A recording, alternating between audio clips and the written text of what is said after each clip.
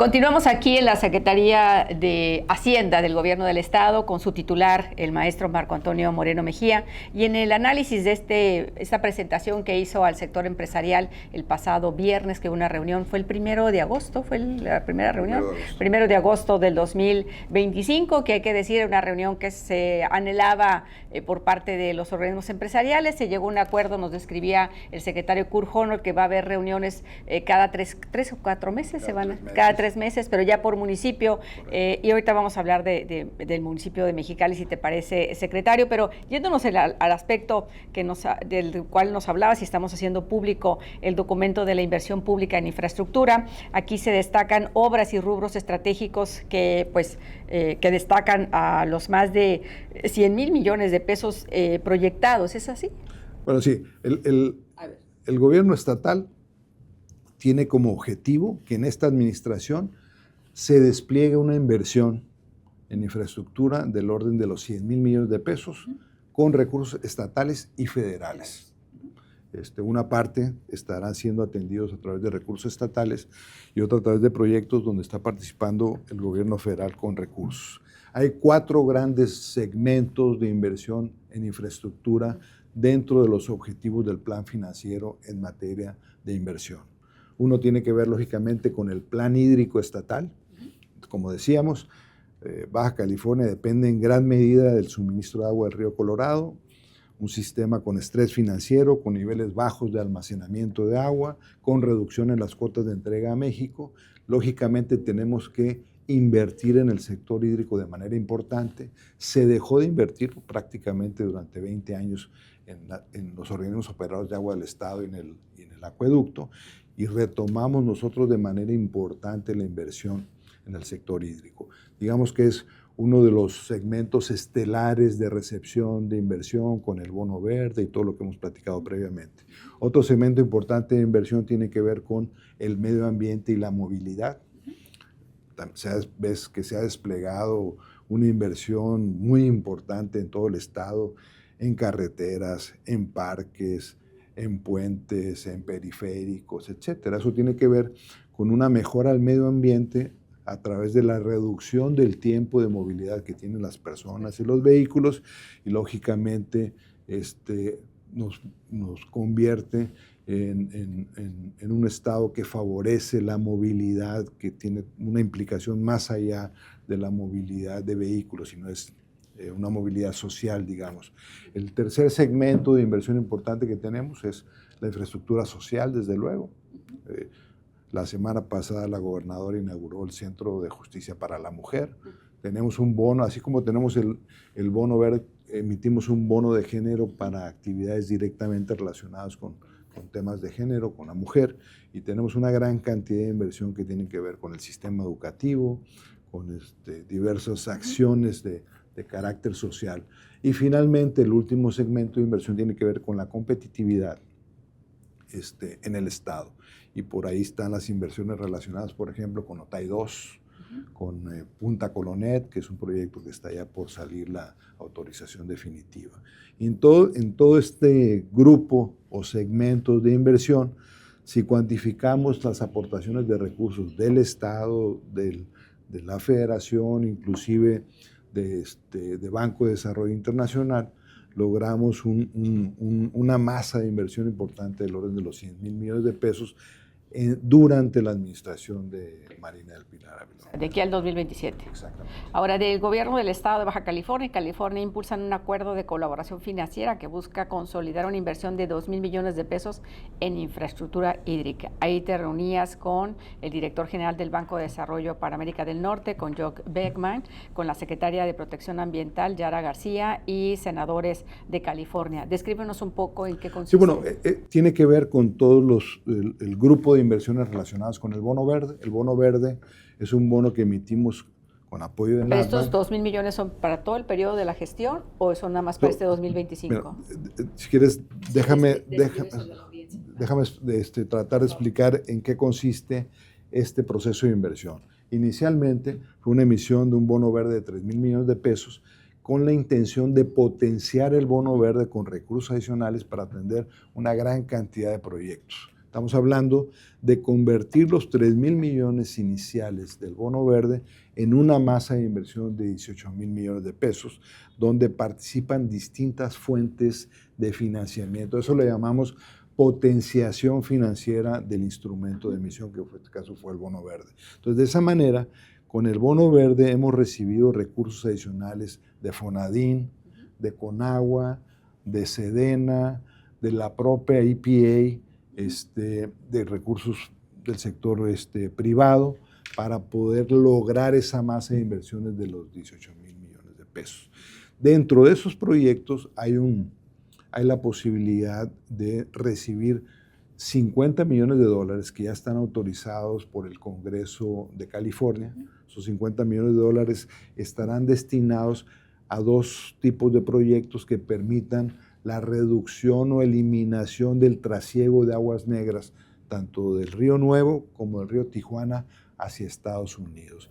Y serán 50 millones de dólares aportados a fondo perdido por la EPA de California. Estuvimos en Sacramento precisamente con Johnny, la titular de Secretaría del Medio Ambiente de California, pero van a estar correspondidos con 50 millones de dólares adicionales de parte nuestra.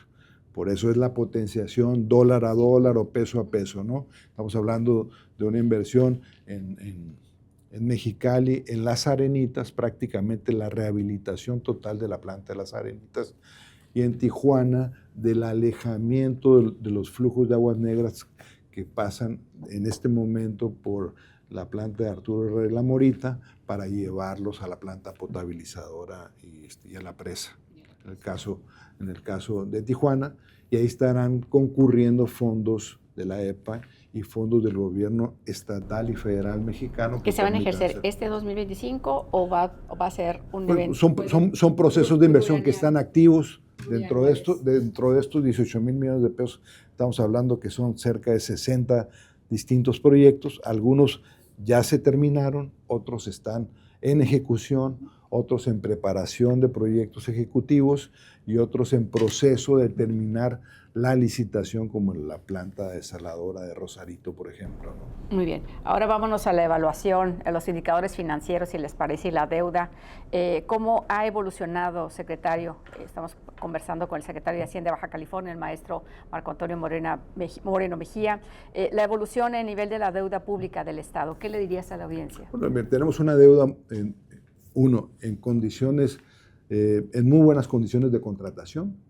La deuda del Estado no representa realmente ningún problema en términos de atención de la deuda. Te puedo dar un indicador que traigo en la cabeza. El servicio de deuda, es decir, lo que pagamos de intereses más capital, sobre los ingresos de libre disposición del Estado, está en niveles del 3.3%. El servicio de deuda sobre los ingresos totales anda en niveles por debajo del 2%. Entonces tenemos una deuda muy bien contratada con un perfil de vencimiento a largo plazo. O sea, no tienes la preocupación de que dentro de 3 o 6 meses se te va a vencer un documento y tendrás que pagar. No tenemos ningún problema. La deuda de corto plazo, que es un tema que fue un asunto delicado en la administración anterior, también lo tenemos de alguna manera resuelto. La deuda de corto plazo es deuda que no requiere una autorización del Congreso, pero hay topes que establece la Ley de Disciplina Financiera para poder accesar al nivel de deuda de corto plazo. Nosotros tenemos, digamos, una autorización. Yo a la deuda de corto plazo le digo la tarjeta de crédito del Estado. Tenemos la posibilidad de accesar alrededor de 6,000 millones de pesos y en este momento debemos un poco más de 1,000 millones, como 1,040 millones de pesos. Llegó a estar en la administración pasada en niveles de 4,000 y tantos millones de pesos. Entonces también es una deuda contenida.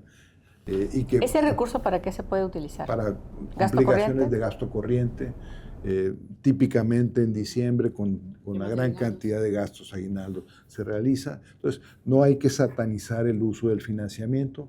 Tenemos un financiamiento contratado de manera inteligente.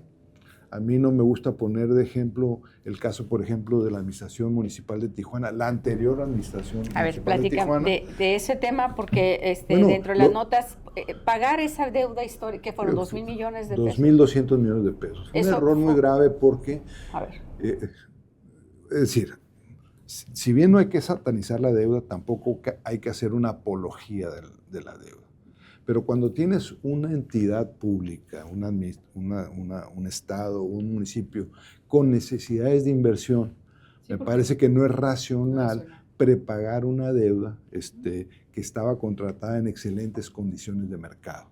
Pagaste una deuda muy barata, teniendo necesidades de inversión, y los recursos los utilizaste para desendeudar a tu municipio, pero no los utilizaste para invertir en patrullas, para invertir en bomberos, para invertir en pavimentaciones. Afortunadamente, las cosas ya cambiaron de manera radical con esta administración actual de Tijuana, donde sí está... Nuestra audiencia de Tijuana, ¿qué les dirías? Bueno, en Tijuana vemos una actividad muy propositiva de esta administración del alcalde Burgueño, donde está iniciando procesos de inversión, tanto en seguridad como en vialidades.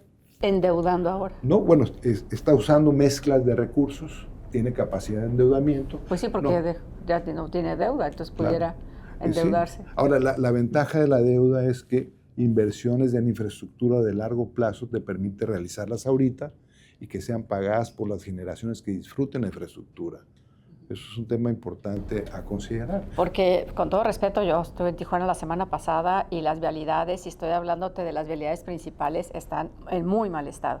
O sea, viajas por otras partes del país, secretario, y no tienes ese equipamiento, y estamos hablando de una de las ciudades más importantes del país. Sí, pero Tijuana ahorita se ve una gran actividad de inversión con recursos estatales. Sí, pero estás hablando de distribuidores viales, de lo que fue el tema del Alamar, que es la inversión del Estado, pero el del municipio, ese es el problema. Ya se está haciendo, se está activando, son procesos que se están dando. ¿El Corredor 2000 se va a hacer siempre, no el proyecto? Sí, claro que sí, desde luego que se va a hacer. Porque los accidentes son a diario. El Boulevard 2000 está por iniciar el proceso de la obra. Sí. Va a ser una obra importante. ¿Cuánto tiempo va a llevar? Aproximadamente. 18 meses, menos de 2 años. Okay. Y es la inversión. ¿Cuántos kilómetros son? Estamos hablando de 12 kilómetros. 12 kilómetros, donde va a ser de cuota. De 4 carriles de cuota, 2 de ida, 2 de regreso y 2 carriles libres. Y la inversión pues, no la está haciendo el Estado, es una concesión.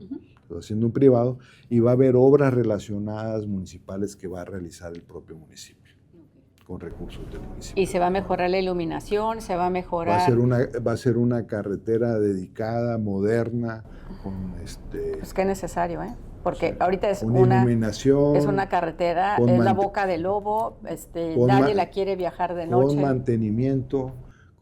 El propio contrato de concesión establece la obligación de mantener los carriles libres en perfecto estado, y me parece que va a cambiar radicalmente, como tú dices, esa zona. La zona digo, qué pena que no quedó desde un principio así, ¿verdad? Porque hubiera sido ideal. Hoy en la mañana, hoy estamos grabando este programa el martes, y en la mañana decía la presidenta Claudia Sheinbaum, pues en dónde se invirtieron todos los excedentes petroleros en la época de Vicente Fox. Bueno, pues en buena medida esos recursos se destinaron a esa obra, ¿no? No, pero la carretera, el Boulevard 2000 tiene pues sí, desde la época de Eugenio Lordi. Así es, sin haberle metido un peso, ¿no? Así es. Pero vamos a hacer totalmente. Hubo una, no sé qué pasó ahí, pero tengo entendido que se debió de haber, había un impuesto para esa zona que se debería de haber invertido en su mantenimiento, y nunca se le invirtió un peso. Hay que investigar, secretario, bueno, por qué pasó ahí, ¿verdad? Exacto. Hay que investigarlo. Muy bien, bueno, continuamos. Bueno, tengo que marcar un corte muy rápido para cerrar ideas aquí con el secretario. Le agradezco mucho que nos esté dedicando este tiempo, pero es importante porque son nuestros ingresos, son nuestras finanzas. De esto depende que pues todos los que estamos aquí tengamos en buena medida los servicios que requieren. Y ahorita vamos con el tema de los municipios, porque recientemente se le cuestionaba en la mañanera pasada a la gobernadora, que fue la mañanera el miércoles, que fue el final de mes de julio aquí en Mexicali, justo en la inauguración del nuevo Centro de Justicia para las Mujeres, que quedó hermoso el centro, cosa que ya felicité públicamente recientemente esta obra y que es muy necesaria. El tema de cómo al municipio de Mexicali se le hizo una condonación o algo así, le hicieron un descuento, que se cuestionó al director del SAT y él dijo que era un secreto, algo así. Pero bueno, ahorita vamos a platicar con el secretario, creo que no debe ser secreto, ¿verdad? Es un tema, pero bueno, con esto regresamos.